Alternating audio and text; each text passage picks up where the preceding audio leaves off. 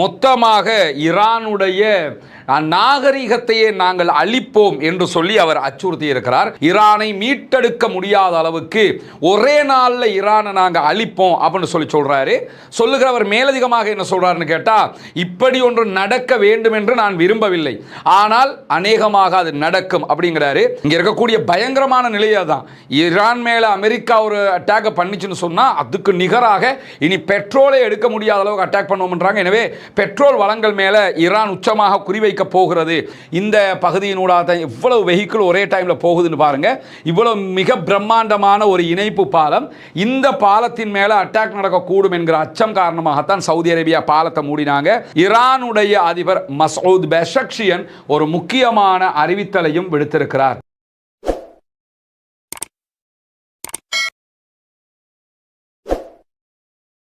அன்பிற்கினிய சகோதர சகோதரிகளே, நம் அனைவர் மீதும் ஏக இறைவனுடைய அமைதியும் கருணையும் உண்டாகட்டுமாக என்கிற உயரிய பிரார்த்தனைகளோடு பாலஸ்தீனம் மீதான இஸ்ரேலிய ஆக்கிரமிப்பு இராணுவத்தினுடைய 2 ஆண்டு கால இன அழிப்பு யுத்தம் நடைபெற்று தற்போது ஒரு அமைதி திரும்பி இருக்கக்கூடிய சூழல்ல மீண்டும் ஈரானை நோக்கிய அமெரிக்க இஸ்ரேலிய ஆக்கிரமிப்பு இராணுவங்களுடைய தாக்குதல்கள் உச்சம் தொட்டு கொண்டிருக்கிறது. இஸ்ரேல் காசா மீதான தாக்குதல்களை நிறுத்தி இன்றோடு 179வது நாட்களை தாண்டி கொண்டிருக்கக்கூடிய சூழல்ல காசாவுக்கு அடுத்ததாக தற்போது ஆரம்பிக்கப்பட்டிருக்கக்கூடிய ஈரான் மீதான தாக்குதல்களும் 1 மாதத்தை கடந்து இன்று வரை தொடர்ந்து கொண்டிருக்கிறது. இந்த சூழல்ல இந்த வீடியோவை நீங்கள் பார்த்து கொண்டிருக்கக்கூடிய இந்த தருணம் என்பதும் மிக முக்கியமான ஒரு தருணமாக உலக அளவில் பார்க்கப்படக்கூடிய ஒரு நிலை உருவாகி இருக்கிறது. காரணம் என்னென்று கேட்டால், அமெரிக்காவினுடைய அதிபர் டொனால்ட் ட்ரம்ப் ஈரானுக்கு எதிராக இன்று ஒரு முக்கியமான எச்சரிக்கையை விடுத்திருக்கிறார். அந்த எச்சரிக்கையினுடைய செய்தியைத்தான் நீங்க இங்க பார்க்குறீங்க. மொத்தமாக ஈரானுடைய நாகரிகத்தையே நாங்கள் அழிப்போம் என்று சொல்லி அவர் அச்சுறுத்தி இருக்கிறார். ஹொர்முஸ் ஜலசந்தி பகுதிகளை ஈரான் மூடி வைத்திருக்கிறது. அமெரிக்காவால் நெருங்கக்கூட முடியாமல் இருக்குது. இந்தா முடிச்சிருவோம் அந்தா முடிச்சிருவோம்னு சொல்லி போனால் இங்கே ஈரானுக்குள்ள, ஆனால் ஹொர்முஸை மூடி வைத்திருக்கிறார்கள். ஹொர்முஸை திறக்க மாட்டோம் என்று தொடர்ந்து ஈரான் வலியுறுத்துகிறது.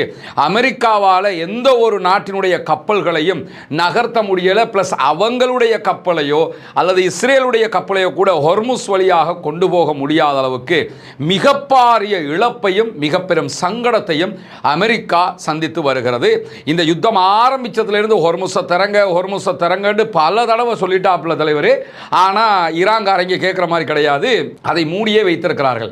அதனால தான் பல தடவைகள் எச்சரிக்கை கொடுத்தவர் இன்றைக்கு விடுத்திருக்கக்கூடிய எச்சரிக்கையில் என்ன சொல்றாருன்னு சொன்னா, ஹொர்முஸ் ஜலசந்தியை திறக்கணும், இல்லை என்று சொன்னால் இன்று இரவு முழு நாகரீகமும் அழிகிற வகையில் ஈரான் மீது தாக்குதல் நடத்தப்படும். ஈரான் மீண்டும் மீண்டெழாது.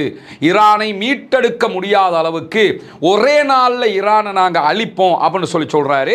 சொல்லுகிறவர் மேலதிகமாக என்ன சொல்றாருன்னு கேட்டா, இப்படி ஒன்று நடக்க வேண்டும் என்று நான் விரும்பவில்லை, ஆனால் அநேகமாக அது நடக்கும் அப்படிங்கிறாரு. இருந்தாலும் இப்ப எங்களிடத்தில் முழுமையான ஒரு ஆட்சி மாற்றமும் இருக்கிறதுங்கிறாரு. இங்கே தான் ட்ரம்ப் யாருங்கிறது நமக்கு புரியாத ஒரு புதிராக இருக்கிறது. எவ்வளவு சீரியஸான ஒரு மேட்டரை சொல்லி வர்றாரு. ஈரான் முழு நாகரிகத்தையும் அழிப்போம், ஈரான் தலையெடுக்க முடியாது, மொத்தமாக அழிப்போம், ஒரே நாளில் காலி, இப்படியெல்லாம் சொல்லிட்டு அடுத்ததாக என்ன சொல்கிறாருன்னா, ஆனாலும் நாங்கள் ஈரானுக்குள்ளே பெரிய ஆட்சி மாற்றம் ஒன்றையே உண்டாக்கிட்டோம், ஈரானில் இப்போ ரெஜிமெண்ட் சேஞ்சே ஆகிடுச்சு என்று சொல்லிட்டு ஈரானில் இப்போ இருக்கக்கூடிய ஆட்சியாளர்கள் மாறுபட்ட புத்திசாலித்தனமான தீவிரவாத சிந்தனை குறைந்த மனோநிலை உள்ளவர்களாக இருக்கிறார்கள். இப்படி இருக்கிறவங்க மேல நீங்க எதுக்கு அட்டாக் பண்றீங்க? ஆட்சியை மாத்திட்டீங்கன்னா நீங்க ஜெயிச்சிட்டீங்க, வெளியே போயிட வேண்டியதானே. ஆட்சியை மாத்திட்டோம், மனநிலை புத்தி சுவாதீனம் உள்ள மிக தெளிவான தீவிரவாத சிந்தனை அற்ற மனங்களை கொண்டவர்கள் அங்கே இருக்கிறார்கள். ஒருவேளை புரட்சிகரமான அற்புதம் ஒன்று கூட ஈரானுக்குள் நடப்பதற்கு வாய்ப்பு இருக்கிறது. யாருக்கு தெரியும்? உலகின் நீண்ட சிக்கலான வரலாற்றின் மிக முக்கியமான தருணங்களில் ஒன்றான இன்று இரவு நாம் அதை கண்டறிவோம் அப்படிங்கிறாரு. இதில் சீரியஸாக சொல்கிறாரா இந்த ஆளு, காமெடியாக சொல்கிறாராங்கிறத தான் அனுமானிக்க முடியலை. ரொம்ப சீரியஸாக ஈரானுக்கு இன்றைக்கி பெரிய அட்டாக் பண்ணுவோம்னு சொல்லக்கூடியவர் அடுத்த நிமிஷமே ஈரானில் ஆட்சி மாற்றமெல்லாம் பண்ணித்தான் வச்சிருக்கிறோம், பெரிய பெரிய புரட்சியெல்லாம் உண்டாக வாய்ப்பு இருக்கிறது. அங்கே இருக்கக்கூடியவங்களுக்கு எல்லாமே தெரியும். இந்த ஆயத்துல்லா அலி ஹொமைனி ஈரானுடைய ஆட்சியை பிடிச்சதுக்கு பிறகு 47 வருஷமாக அமெரிக்காவுக்கு ஈரானை வீழ்த்த முடியாமல் இருக்குது. ஆனால் இன்னைக்கு சொல்றாரு, இன்னைக்கு அது முடிவுக்கு வரும், ஈரானுடைய மாபெரும் மக்களுக்கு இறைவனுடைய அருள் கிடைக்கட்டும் அப்படின்னு சொல்லி அவருடைய அந்த ஸ்டேட்மெண்ட்டை முடிக்கக்கூடிய காட்சியை நீங்க பார்க்க முடியும். இதுதான் அவர் போட்டிருக்கக்கூடிய ஸ்டேட்மெண்ட். இந்த இடத்துல நம்ம தெரிந்து கொள்ள வேண்டிய மிக முக்கியமான பகுதி என்னன்னு கேட்டா, அமெரிக்க அதிபர் இன்றைக்கு ஈரானை நாங்கள் அழிப்போம், 47 ஆண்டுகால வரலாற்றை முடிப்போம், நாகரிகமே இல்லாம போகும் என்று சீரியஸா ஒரு பகுதியை பேசியிருக்கிறார். இதுதான் உண்மை என்றால் ஒரே நாளில் ஈரானை அவர்களால் அழிக்க முடியாது என்பது அவருக்கு தெரியும். அப்படி அழிப்பது என்றால் அணுகுண்டு தான் பயன்படுத்தப்பட வேண்டும். அதை செய்ய போறாரா செய்யாமல் இருப்பாருன்றலாம் நம்ம நம்ப முடியாது. டொனால்ட் ட்ரம்பை பொறுத்தவரையில் எந்த டைமில் என்ன செய்வார்ன்றது இப்போ கௌரவ பிரச்சனையாக மாறி நிற்குது. ஈரான்காரங்க சரணடைய மாட்டேங்கிறாங்க. எனவே அணுகுண்டை ஜப்பான் மேலே பயன்படுத்தியதை போன்று கூட இங்கே அவர்கள் பயன்படுத்துவதற்கான வாய்ப்பு இருக்கிறது. அல்லாஹ் தான் பாதுகாக்க வேண்டும். இன்றைய இரவு நான் நினைக்கிறேன் இலங்கை இந்திய நேரம் 12 மணிகளுக்கு பிறகுதான் இந்த தாக்குதல்கள் ஆரம்பிக்கப்படும். அதனால் ஈரானுடைய அப்பாவிகளை அல்லாஹ் பாதுகாக்க வேண்டும் என்கிற உயரிய பிரார்த்தனையோடு, இதற்கு முன்னாடியும் அமெரிக்க அதிபர் டொனால்ட் ட்ரம்ப் இது மாதிரி வார்னிங்களை கொடுத்திருக்கிறாரு. அந்த லிஸ்ட்டையும் கொஞ்சம் நம்ம பார்த்துக்கிறோம். என்னன்னா, இவர் சீரியஸாக தான் சொல்றாரு, சீரியஸாக சொல்லி சில நேரம் செய்யவும் வாய்ப்பு இருக்குது. இல்லாட்டி பின்பகுதி காமெடியாக இருக்கிறதுனால அதை கண்டுக்காமல் விடுறதுக்கான வாய்ப்பும் இருக்கிறது. ஆனால் அவரே மார்ச் 23ஆம் தேதி தெஹ்ரானுடனான பேச்சுவார்த்தைகளில் முன்னேற்றம் ஏற்பட்டிருக்குது ட்ரம்ப் சொல்லி ட்ரம்ப் சொல்லிட்டு என்ன சொல்கிறாருன்னு கேட்டால், நாங்கள் ஈரான் மீதான தாக்குதல்கள் 5 நாளைக்கு பின்னாடி தள்ளி வைக்கிறேன் அப்படின்னாரு. மார்ச் 23லேயே ஈரானோட நாங்கள் பேசிக்கிட்டு இருக்கிறோம், ரொம்ப சூப்பராக இருக்குது, ஈரான் மக்கள் எல்லாம் ரொம்ப நல்லவங்க, ஆட்சியாளர்கள்லாம் சூப்பர் அப்படின்னாரு. அப்போவே ஈரான் சொல்லிட்டாங்க, உங்களுக்கு எங்களுக்கு எந்த பேச்சுவார்த்தையும் கிடையாது, நாங்கள் பேசலைன்னு சொன்னாங்க. ஆனால் அப்படி ஒரு செய்தியை சொல்லி பார்த்தாரு. ரெண்டாவது மார்ச் 26, அதுக்கு 3 நாளைக்கு பிறகு ஏப்ரல் 6 வரைக்கும் இரவு 8 மணி முடிவடைகிற வகையில் ட்ரம்ப் 10 நாள் கெடுவை கொடுத்திருந்தார். இந்த ஏப்ரல் 6ஆம் தேதி இரவு 8 மணிக்குள்ள நீங்க ஹொர்முஸை திறந்து சரணடையலைன்னு சொன்னா உங்களுக்கு அட்டாக் பண்ணுவோம்ன்றாரு. அது முடிஞ்சிருச்சு. இப்போ அவர் கொடுத்த டேட்டு முடிஞ்சிருச்சு. ஆனால் அவர் ஒண்ணுமே பண்ணல. ஏப்ரல் 4ஆம் தேதி மீண்டும் என்ன பண்ணாருன்னு கேட்டா, ஒரு ஒப்பந்தத்துக்கு வாங்க, ஈரானுக்கு 48 ஹவர்ஸ் 2 டேஸ் டைம் தர்றேன் அப்படின்னு சொல்லிட்டு ஏப்ரல் 6ஆம் தேதி கெடுன்னு சொல்லி நினைவூட்டினார். ஏப்ரல் 6ஓட எல்லாத்தையும் அடிச்சு நொறுக்கிடுவோம் அப்படின்னாரு. திரும்ப ஏப்ரல் 5ஆம் தேதி ஒரு நாளைக்கு முன்னாடி என்ன பண்றாரு, அவர் ஸ்டேட்மெண்ட் போடும்போது, ஈரான் தலைவர்கள் உடனடியாக ஏதாவது ஒன்று பண்ணணும், இல்லைன்னு சொல்லி சொன்னா ஈரானுடைய மின் உற்பத்தி நிலையங்கள், பாலங்கள் எதுவுமே இருக்காது, எல்லாத்தையுமே அடிச்சு நொறுக்குவோம் அப்படின்னு சொல்லி சொன்னாரு. அதுக்கு பிறகு ஏப்ரல் 7ஆம் தேதி மாலை வரைக்கும் அதை நீடிக்கிறேன் வேற சொல்லியிருக்கிறாரு. இன்னைக்கு வரைக்கும் நீடிக்கிறேன் சொல்லியிருக்கிறாரு. ஏப்ரல் 5ஆம் தேதி மீண்டும் என்ன பண்ணாருன்னு கேட்டா, ட்ரம்ப் தன்னுடைய சோஷியல் ட்ரூத் பக்கத்தில் செவ்வாய்க்கிழமை இரவு 8 மணி கிழக்கு நேரம் என்று சொல்லி ஒரு டெட்லைனை கொடுத்திருக்கிறாரு. இந்த டெட்லைனுங்கிறது ஒரு துல்லியமான டெட்லைன் மாதிரியே தெரிகிறது. அதை தாண்டி ஏப்ரல் 6ல் அவருடைய பதிவில், கடைசி பதிவை நீங்கள் பார்த்தீங்கன்னு சொல்லி சொன்னால், இதெல்லாம் ஒத்தி வைக்கிறதுக்கு வாய்ப்பே இல்லைங்கிற மாதிரி, ஒரே நாளில் எங்களுக்கு ஈரானை அழிக்க முடியும், அவங்க நாகரிகத்தை ஏற்கனவே நம்ம சொன்ன மாதிரி நாகரிகத்தையே நாங்கள் எல்லாத்தையும் அழிப்போம் அப்படின்னாரு. ஏப்ரல் 7 கடைசி ஸ்டேட்மெண்ட்டாக தன்னுடைய காலக்கெடுவுக்கு 12 மணி நேரத்துக்கு முன்பதாக அவர் வெளியிட்டிருக்கக்கூடிய பதிவில் தான் மொத்தமாக ஒரு நாகரிகத்தையே அளிப்போம் அப்படிங்கிற தகவல்கள் எல்லாம் சொல்லியிருக்கிறார். மொத்தத்தில் ட்ரம்பினுடைய இந்த ஸ்டேட்மெண்ட் பகுதிகளே நீங்கள் பார்த்தீங்கன்னா ஒரு மாசமாக இந்த ஸ்டேட்மெண்ட்டை சொல்லிக்கிட்டே வர்றாரு. ஆனால் இவ்வளவு சொல்லியும் ஈரான் மசியலை, பயப்படலை, பின்வாங்கலை, எதுக்குமே ஒத்து வர மாட்டேன்ட்டாங்க. எனவே அமெரிக்காவிடத்தில் 2 ஆப்ஷன் தான் இருக்குது. ஒன்று, இவர் சொல்ற விதமாக மொத்தமாக இருக்கிற எல்லா ஆயுதத்தையும் கொண்டு வந்து ஈரான் மேலே இன்னைக்கு நைட்டு கொட்டுன்னு கொட்டுறது, இல்லை என்று சொன்னால் ஒரே அடியாக அணுகுண்டு போடுவது. எதை செய்ய போகிறார் அல்லாஹ் தான் பாதுகாக்க வேண்டும் ஈரானுடைய மக்களை என்பதை நம்ம அல்லாஹ்விடத்தில் பிரார்த்தனையாக முன்வைக்கிறார். அதே நேரத்தில் ஐஆர்ஜிசி இது தொடர்பாக உடனடியாக பதிலையும் கொடுத்திருக்கிறது. ஐஆர்ஜிசி வெளியிட்டிருக்கக்கூடிய பதிலை நீங்க பார்த்தீங்கன்னு சொல்லி சொன்னா, அமெரிக்கா சிவப்பு கோடுகளை மீறினால் எங்களுடைய பதிலடி பிராந்தியங்கள் முழுவதும் உச்சமாக இருக்கும் என்கிற செய்திகளை இன்றைக்கு ஐஆர்ஜிசி, அதாவது ஈரானிய புரட்சிகர காவலர் பிரிவு வெளியிட்டிருக்கக்கூடிய செய்தியில் பார்க்கலாம். குறிப்பாக அவங்க வெளியிட்டிருக்கக்கூடிய செய்திகளில் பொதுமக்களுடைய வசதிகளை, அதாவது ஹாஸ்பிட்டல் இந்த மாதிரி இடங்களெல்லாம் நீங்கள் தாக்கினீங்கன்னா அதே மாதிரி பதிலடி தருவோம் இருக்கிறாங்க. அமெரிக்கா அதே போன்று அதனுடைய கூட்டாளிகளுடைய எல்லா பகுதிகளையும் நாங்கள் தாக்குவோம். அமெரிக்காவோட கூட்டாளினா அமெரிக்காவினுடைய கூட்டாளி இஸ்ரேல், அதை தாண்டி அரபு நாடுகளில் இருக்கக்கூடிய அமெரிக்காவினுடைய தளங்கள், இல்லை இது எல்லாத்துக்கும் அட்டாக் பண்ணுவோம் என்று சொல்லியிருக்கிறாங்க. அதை மீறி பல ஆண்டுகள் இந்த பகுதிகளில் எண்ணெயோ அல்லது எரிவாயுவையோ எடுக்க முடியாத அளவுக்கு அட்டாக் பண்ணுவோம். இங்கே இருக்கக்கூடிய பயங்கரமான நிலையை தான் ஈரான் மேலே அமெரிக்கா ஒரு அட்டாக்கை பண்ணிச்சுன்னு சொன்னால் அதுக்கு நிகராக இனி பெட்ரோலை எடுக்க முடியாத அளவுக்கு அட்டாக் பண்ணுவோம்ன்றாங்க. எனவே பெட்ரோல் வளங்கள் மேலே ஈரான் உச்சமாக குறிவைக்க போகிறது என்பதையும் அவர்கள் சொல்லியிருக்கிறார். அதே நேரம் அமெரிக்க ராணுவம் சிவப்பு கோட்டை தாண்டிச்சுன்னு சொல்லி சொன்னால் பிராந்தியத்தை தாண்டியும் தாக்குதல் நடத்துவோம்ங்கிறாங்க. அது எங்கெங்க நடத்த போறாங்கன்னு தெரியல. ஆல்ரெடி மத்திய கிழக்கில் மட்டும்தான் அட்டாக் பண்ணிக்கிட்டு இருக்கிறாங்க. டியாகோ கார்சியா மேலே ஒரு அட்டாக் பண்ணாங்க 4000 கிலோமீட்டர் தாண்டி. அடுத்ததாக அவங்க 4000 கிலோமீட்டர் தாண்டதாக இருந்தால் யூரோப் கண்ட்ரிஸ் முழுவதும் அவங்க தாக்குதல் நடத்த முடியும். எங்கெல்லாம் அவங்க அட்டாக் பண்ண போறாங்கிறது அமெரிக்காவினுடைய நடவடிக்கைக்கு பிறகுதான் நம்ம பார்க்க முடியும். இப்படியான சூழலில் தான் அமெரிக்கா இஸ்ரேல் இணைந்து இன்றைக்கு ஈரானுடைய முழுவதுமாக எண்ணெய் குதங்கள் நிறைந்திருக்கக்கூடிய கார்க் தீவு மேலே தாக்குதல்களை நடத்தி இருக்கிறது. இந்த தாக்குதல்களில் ராணுவ உத்தியில் எந்த மாற்றமும் இல்லாமல் நாங்கள் மிலிட்ரி பேஸுகளை தான் அட்டாக் பண்ணியிருக்கிறோம், எந்த ஒரு எண்ணெய் உற்பத்தி நிலையங்கள் மேலேயும் நாங்கள் தாக்குதல் நடத்தலை அப்படின்னு சொல்லி இன்றைக்கு அமெரிக்காவினுடைய துணை ஜனாதிபதி ஜேடி வான்ஸ் சொல்லியிருக்கக்கூடிய செய்தியை நம்ம பார்க்க முடியும். எண்ணெய் வசதிகளை குறிவைக்கலை, நாங்கள் முழுவதுமாக ராணுவ இலக்குகளை தான் அட்டாக் பண்ணியிருக்கிறோம் என்று சொல்லியிருக்கிறாங்க. ஆனால் அப்படி இல்லை, அங்கே எண்ணெய் வசதிகளும் குறிவைக்கப்பட்டிருப்பதற்கான வாய்ப்புகள் இருக்கிறது என்கிற செய்திகள் வந்து கொண்டிருக்கு. ஆனால் இதுவரைக்கும் அது உறுதிப்படுத்தப்படவில்லை. ஆனால் கார்க் தீவு மேலே தாக்குதல் நடத்தப்பட்டிருக்கிறது பல முக்கியமான இடங்கள் மேலேங்கிறத நம்ம புரிஞ்சு கொள்கிறோம். அதே நேரத்தில் அமெரிக்க இஸ்ரேலிய வான்வெளி தாக்குதல்களில் ஈரானுடைய ஹொர்மராபாத் விமான நிலையம் தாக்குதலுக்கு உள்ளாகி இருக்கிறது என்கிற செய்திகள் வெளியாகி இருக்கிறது. ஈரானை இலக்கு வைத்து அமெரிக்காவும் இஸ்ரேலும் மிக கடுமையான தாக்குதல்களை இனிமேல் நடத்த போகிறது கடுமையானதுங்கிறாங்க. ஆனால் இப்போ நடத்துறதே மிக கடுமையான தாக்குதல்கள் தான். அதை தாண்டி நீங்கள் பார்த்தீங்கன்னா இன்றைக்கு ஈரான் மேலே அவங்க நடத்தியிருக்கக்கூடிய தாக்குதல்களில் 8 பாலங்கள் மேலே உக்கிரமான தாக்குதல்களை நடத்தி இருக்கிறார்கள். ஈரானில் இருக்கக்கூடிய தெஹரான், கராஜ், தப்ரீஷ், காஷான், கும் இந்த 5 நகரங்கள் உள்ளிட்ட பகுதிகளில் 8 மிகப்பெரிய பிரிட்ஜுகள் மேலே அவங்க அட்டாக் பண்ணியிருக்கிறாங்க. இதுவெல்லாம் யுத்தத்தினுடைய எந்த விதமான விதிமுறைகள்லையும் இருக்காது. ஆனால் நீங்கள் ஈரானை பார்த்தீங்கன்னா இதுவரைக்கும் இஸ்ரேல் மேலே அவங்க எத்தனையோ அட்டாக் பண்ணுறாங்க. இஸ்ரேலுடைய பாலங்களுக்கு அடிக்கலை, இஸ்ரேலுடைய மருத்துவமனைக்கு அடிக்கலை, இஸ்ரேலுடைய பாடசாலைகளுக்கு ஸ்கூல்களுக்கு அடிக்கலை, பல்கலைக்கழகங்களுக்கு அடிக்கலை.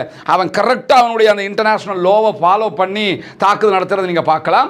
அதே மாதிரி அரபு நாட்டில் இருக்கக்கூடிய நிலைகள் மேலேயும் அவங்க அட்டாக் பண்ணும்போது அமெரிக்காவுடைய பேஸுகள் மேலே தான், அமெரிக்காவுடைய கம்பெனிகள் மேலே தான் தாக்குதல் நடத்துகிறாங்களே தவிர நேரடியாக ஈரானும் அதாவது இஸ்ரேலும் அமெரிக்காவும் செய்கிற விதமான தாக்குதல்களை அவர்கள் நடத்தவில்லை என்பதை நம்ம புரிந்து கொள்கிறோம். அதே நேரத்தில் லெபனானில் இருக்கக்கூடிய ஹெஸ்புல்லாக்கள் மிக கடுமையான தாக்குதல்களை தற்போது நடத்தி வரக்கூடிய சூழலில் இன்றைக்கு இஸ்ரேலிய ஆக்கிரமிப்பு ராணுவம் ஹெஸ்புல்லாக்களுடைய பகுதிகளுக்குள்ள அதாவது லெபனானுக்குள்ள தரை வழியாக முன்னேறுவதிலிருந்து தாங்கள் பின்வாங்கிக் கொள்வதாக அறிவித்திருக்கிறார்கள். அதுக்கான காரணம் என்னன்னா, அமெரிக்கா முழுவதுமாக ஈரான் மேலே கவனம் செலுத்திக் கொண்டிருக்கும் போது இஸ்ரேலுக்கு தனியாக லெபனான் மேலே கவனம் செலுத்த முடியாமல் தரைவழி தாக்குதலில் மிக பலமாக பதிலடியை ஹெஸ்புல்லாக்கள் கொடுத்து கொண்டிருக்கிறார்கள் என்கிற காரணத்தினால கடந்த 48 மணி நேரத்துக்குள்ள 2 டேஸுக்குள்ள 36 இஸ்ரேலிய ஆக்கிரமிப்பு ராணுவத்தைச் சேர்ந்தவர்கள் படுகாயம் அடைந்திருக்கிறார்கள் என்கிற செய்திகள் வெளியாகி இருக்குது. படுகாயம்னா நேருக்கு நேர் வார் நடந்துகிட்டு இருக்குது. அந்த நேருக்கு நேர் சண்டையில் மிக கடுமையான பதிலடியை ஹெஸ்புல்லாக்குடைய ரதுவான் படைப்பிரிவு கொடுத்து கொண்டிருக்கிறது. அதனால் 36 பேர் அவர்கள் இன்றைக்கு படுகாயம் அடைந்திருக்கக்கூடிய செய்திகளுக்கு மத்தியில் குவைத்தில் இருக்கக்கூடிய அலி அல் ஷலேம் விமானப்படை தளம், இது அமெரிக்காவினுடைய மிக முக்கியமான படைத்தளம். இந்த படைத்தளத்தை இலக்கு வைத்து இன்றைக்கு ஆளில்லா விமான தாக்குதல்களை ஈரான் நடத்தியது. கிட்டத்தட்ட 15 அமெரிக்க ஆக்கிரமிப்பு ராணுவத்தைச் சேர்ந்தவர்கள் படுகாயம் அடைந்திருக்கிறார்கள் என்கிற செய்திகளை இன்றைக்கு சிபிஎஸ் நியூஸ் ஏஜென்சி தெரிவித்திருப்பதை நீங்கள் பார்க்க முடியும். குவைத்தில் இருக்கக்கூடிய பகுதிகள் மேலே தான் இந்த தாக்குதல் நடத்தப்பட்டிருக்கிறது. இதுதான் குவைத்தில் இருக்கக்கூடிய பேஸ். இந்த பேஸை பொறுத்தவரையில் இது முழுவதுமாக அமெரிக்காவினுடைய பேஸாக இருக்கிறது. அந்த பேஸை இலக்கு வச்சு தான் இன்றைக்கி இந்த தாக்குதல்கள் நடத்தப்பட்டிருக்கிறத நீங்கள் பார்க்க முடியும். இந்த பேஸில் 15 அமெரிக்கன் ஃபோர்ஸஸ் இன்னைக்கு கொல்லப்பட்டிருக்கிறாங்க என்கிற செய்திகளும் வெளியாகி இருக்கக்கூடிய நேரத்தில் தான் ஈரான் அதே போன்ற ஹெஸ்புல்லாக்களுடைய பதிலடி தாக்குதல்கள் இஸ்ரேல் மேலே உக்கிரமாக நடந்து வரக்கூடிய சூழலில் கடந்த 24 மணி நேரங்களுக்குள்ளாக 133 பேர் இஸ்ரேலுக்குள் படுகாயம் அடைந்திருக்கிறார்கள். அது ஏற்கனவே நம்ம சொன்ன இராணுவத்தை சேர்ந்தவங்களை தாண்டி இது அவங்கள பேஸுகளுக்கு நடத்துகிற தாக்குதல் 133 இஸ்ரேலிய ஆக்கிரமிப்பு பணியாளர்கள் இராணுவத்தை சேர்ந்தவங்க போலீஸு இந்த மாதிரி அவங்களோட பேஸுக்குள்ள அட்டாக் பண்ணுறதுனால அப்படியானவர்கள் 133 பேர் படுகாயம் அடைந்திருக்கிறார்கள் என்கிற செய்திகளும் வெளியாகி இருக்கிறது. இப்படியான சூழலில் தான் யுஏயில் இருக்கக்கூடிய சார்ஜா தொலைத்தொடர்பு கட்டிடம் மீது ஏவுகணை தாக்குதல்கள் நடத்தப்பட்டிருக்கிறது. 2 படுகாயம் அடைந்திருக்கிறார்கள் என்கிற செய்திகளும் வெளியாகிறது. தொடர்ந்து யுஏஇ மேலே முதல் அட்டாக் அவங்க இஸ்ரேல் இஸ்ரேல் மேலே நடத்துகிறாங்க. அதுக்கு அடுத்ததாக UAE மேலே கடுமையான அட்டாக்கை நடத்தி கொண்டிருக்கிறாங்கிறதை நம்ம பார்க்க முடிகிறோம். அதே நேரத்தில் மத்திய இஸ்ரேல், சென்ட்ரல் இஸ்ரேல் பகுதிகளில் இன்றைக்கு நடத்தப்பட்டிருக்கக்கூடிய தாக்குதல்களில் மிக கடுமையான இழப்புகள் இஸ்ரேலுக்கு ஏற்பட்டிருக்கிறது என்கிற செய்திகளும் வெளியாகி இருக்கிறது. பொதுவாக ஒன்று புரிஞ்சுக்கிறேங்க, ஈரானுக்கு ஏற்படக்கூடிய இழப்புகள்ங்கிறது நினைச்சு பார்க்காத அளவுக்கு நடந்து கொண்டு இருக்கிறது. அதை நம்ம பல தடவைகள் சொல்லிட்டோம்.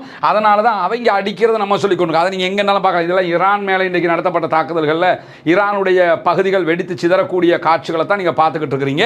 இவ்வளவு தாக்குதல்கள் ஈரான் மேலே நடத்தப்படுகிற அதே நேரத்தில் ஈரானுடைய பதிலடி தாக்குதல்களும் மிக உக்கிரமாக இருந்து கொண்டிருக்கிறது. இன்றைக்கு சென்ட்ரல் இஸ்ரேல் பெட்டாடிக்வா பகுதிகளில் எல்லாம் மிக கடுமையாக தாக்குதல் நடத்துகிறார்கள். சென்ட்ரல் இஸ்ரேல் மேலே இன்றைக்கு ஈரான் நடத்திய ராக்கெட் தாக்குதல்களில் பெட்டாடிகா பகுதிகளில் ஒரு கட்டிடம் மொத்தமாக உடைந்து கீழே விழுந்து தரைமட்டமாகி இருக்கிறது என்று சொல்லி இஸ்ரேலி ஹயோம் என்கிற இஸ்ரேலுடைய பிரபலமான பத்திரிகை செய்தி வெளியிட்டிருக்கிறார். அதே நேரத்தில் கிவாட் ஷமுவேல் என்கிற பகுதிகளிலையும் இன்றைக்கு மிக கடுமையான தாக்குதல் நடத்தப்பட்டிருக்கிறது. குறிப்பாக இந்த பெட்டாடிக்வா நகரத்தை நீங்கள் எடுத்துக்கிட்டீங்கன்னு சொன்னால் இந்த நகரத்தில் 150 தாக்குதல்கள் இதுவரை பதிவாகி இருக்கிற அதே நேரத்தில் மாரியூ செய்தி பிரிவு வெளியிட்டிருக்கக்கூடிய செய்திகள் பிரகாரம் 1000க்கு மேற்பட்ட குடியிருப்புகள் மொத்தமாக சேதமடைந்திருக்கிறது. இந்த பெட்டாடிக்வா பகுதிகளிலேயே 1000க்கு மேற்பட்ட வீடுகள் சேதமடைந்திருக்கிறது என்று சொல்லியும் 2 பேர் கொல்லப்பட்டிருக்கிறாங்க என்று சொல்லியும் 160 பேர் தங்களுடைய வீடுகளை மொத்தமாகவே இழந்துட்டாங்க என்கிற செய்திகளும் இன்றைக்கு வெளியாகி இருப்பதை பார்க்கலாம். எனவே ஈரான் இந்த பகுதிகளில் மிக கவனமாகவும் உச்சமாகவும் தன்னுடைய தாக்குதல்களை நடத்துகிறார். அதே நேரத்தில் ஈரானுடைய ஷீராஸ் பகுதிகளில் ஈரானுடைய எண்ணெய் வயல்கள் மீது தாக்குதல்களை நடத்தி இருந்தது அமெரிக்காவினுடைய கூட்டுப்படைகள். அதற்கு பதிலடியாக இன்றைக்கு சவுதி அமெரிக்கா இணைந்து சவுதியில் நடத்தக்கூடிய சவுதி அரேபியாவின் பெட்ரோ கெமிக்கல் ஃபேக்டரி மேலே IRGC தாக்குதல்களை நடத்தி இருக்கிறது. சவுதியினுடைய யான்புல இருந்து நிறைய 30% பெட்ரோல் அதுக்கு மேலேயும் போகும் என்று சொல்றாங்க. அதில் 15% இழப்பு சவுதி அரேபியாவுக்கு ஏற்பட்டிருக்கிறது என்கிற செய்திகளையும் இன்றைக்கு அல் ஜசீரா சுட்டிக்காட்டக்கூடிய சூழல்ல ஈரானுடைய கிஸ்ட் என்கிற தீவுக்கு அருகாமையில் ஒரு கப்பல் மேலே தாக்குதல் நடத்தப்பட்டிருக்கிறது. இன்றைக்கு UKMTO என்கிற பிரிட்டிஷினுடைய கடல்சார் பாதுகாப்பு வலையமைப்பு வெளியிட்டிருக்கக்கூடிய அறிவிப்பில் கிஸ்தீவினுடைய தெற்கு பகுதிகளில் ஒரு கப்பல் மேலே அட்டாக் நடந்திருக்குன்னு சொல்லியிருக்கிறாங்க. அது எந்த நாட்டுக்குரிய கப்பல், என்ன விதமான தாக்குதல் என்கிற விவரங்கள் இன்னும் வெளியாகாத சந்தர்ப்பத்தில் தான் கிழக்கு பகுதியில் ஏற்பட்ட அபாய எச்சரிக்கை காரணமாக கிங் ஃபஹத் இணைப்பு பால ஆணையம் தன்னுடைய செயல்பாடுகளை இடைநிறுத்தி வைத்திருந்தது.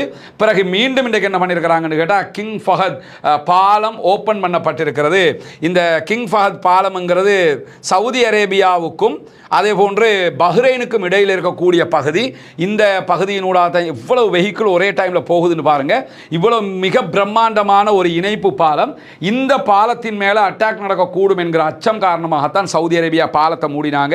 குறிப்பாக ஈரான் மீதான ஈரானுடைய பாலங்கள், ஈரானில் இருக்கக்கூடிய நிறுவனங்கள் மீது அமெரிக்க இஸ்ரேலிய தாக்குதல்கள் நடத்தப்பட்டால் அதற்கு பதிலடி கொடுக்கப்படும் என்று ஈரான் அறிவித்திருக்கக்கூடிய மிக முக்கியமான பாலங்களில் பஹ்ரைனுக்கும் சவுதிக்கும் இடையில் இருக்கக்கூடிய இந்த பாலம் அவர்களுடைய லிஸ்ட்ல இருக்குது. அதனால தான் கிங் ஃபஹத் பிரிட்ஜ் வந்து இன்னைக்கு மூடப்பட்டிருந்தது. ஆனால் மீண்டும் அவங்க அதை திறந்துட்டாங்க என்கிற செய்திகள் வருகிறது. அதை தாண்டி மத்திய கிழக்கில் மிக நீளமான பாலங்களில் ஒன்றாக அறியப்படக்கூடிய ஒரு பாலம் தான் குவைத்தில் இருக்கக்கூடிய ஷேக் ஜாஃபர் இணைப்பு பாலம். இந்த ஷேக் ஜாஃபர் இணைப்பு பாலமும் தாக்குதலுக்கு உள்ளாகும். இதன் மேலே நாங்கள் அட்டாக் பண்ணுவோம் என்கிற ஒரு எச்சரிக்கையை IRGC விடுத்திருக்கிறாங்க. ஏன்னா எங்க மேல அட்டாக் பண்ணா நீங்க அவங்களுக்கு படைத்தளங்களை கொடுத்திருக்கிற காரணத்தினால இன்னும் நீங்க அரபுகள் முழுவதுமாக அமெரிக்காவினுடைய பக்கமே நிற்கிறீங்க. எனவே உங்களுடைய இந்த தளங்கள் மேல தாக்குதல் நடத்துவோம் என்று அறிவித்திருக்கிறார்கள். இதுவரைக்கும் அட்டாக் நடக்கல, ஆனால் நடத்துவோம் என்கிற எச்சரிக்கை அவர்கள் விடுத்திருக்கக்கூடிய சூழல்ல தான் அமெரிக்க அதிபர் டொனால்ட் ட்ரம்ப் இன்றைக்கு ஈரானையே அழிச்சிருவோம், ஈரானுடைய நாகரிகம் இத்தோட காலியாகிரும், ஈரானுங்கிற ஒரு நாடே இருக்காது என்ற எச்சரிக்கையை விடுத்திருக்கிறாரு. இப்படியான ஒரு எச்சரிக்கை அணுகுண்டு தான் போடுவார்களோ என்கிற அளவுக்கு இருக்கக்கூடிய ஒரு எச்சரிக்கை. இந்த சூழல்ல ஈரானில் இருக்கக்கூடிய பல மக்களும் தங்களுடைய சொத்துக்கள், அதாவது அவங்களோட சொத்துக்கள்னா அந்த சொத்துக்கள் இல்லை, தங்களுடைய நாட்டினுடைய வளங்களை பாதுகாக்கிறதுல மிக முக்கியமான இஸ்பஹானில் இருக்கக்கூடிய சில அணுமின் நிலையங்களை சுற்றி மக்கள் மனித சங்கிலி போட்டு நிற்கிறாங்க. அழிஞ்சா எல்லாமே அழிஞ்சு போட்டுங்கிற அளவுக்கு நிற்கிறாங்க. எங்கள் மேலே அட்டாக் பண்ணிங்கன்னா நாங்களும் சேர்ந்து தான் போயிடுவோம், எங்கள் நாட்டினுடைய இந்த வளங்களை நாங்கள் இழக்க முடியாது என்று சொல்லி அவங்க அந்த அளவுக்கு நாட்டுக்காக நிற்கிறார்கள் என்கிற செய்திகள் வெளியாகி கொண்டிருக்கக்கூடிய சூழல் தான் ஈரானுடைய அதிபர் மசூத் பெசக்ஷியன் அமெரிக்க அதிபர் டொனால்ட் ட்ரம்புக்கு விடுத்திருக்கக்கூடிய அறிவிப்பில் ஈரானை பாதுகாப்பதற்கு தங்களுடைய உயிரையும் துச்சமென மதித்து அதை தியாகம் செய்வதற்கு 14 மில்லியனுக்கும் அதிகமான துணிச்சலான பெரும்பாலான ஈரானிய மக்கள் தயாராக இருக்கிறார்கள் என்று சொல்லியிருக்கிறார். ஈரானில் 14 மில்லியன் மக்கள் இருக்கிறாங்க.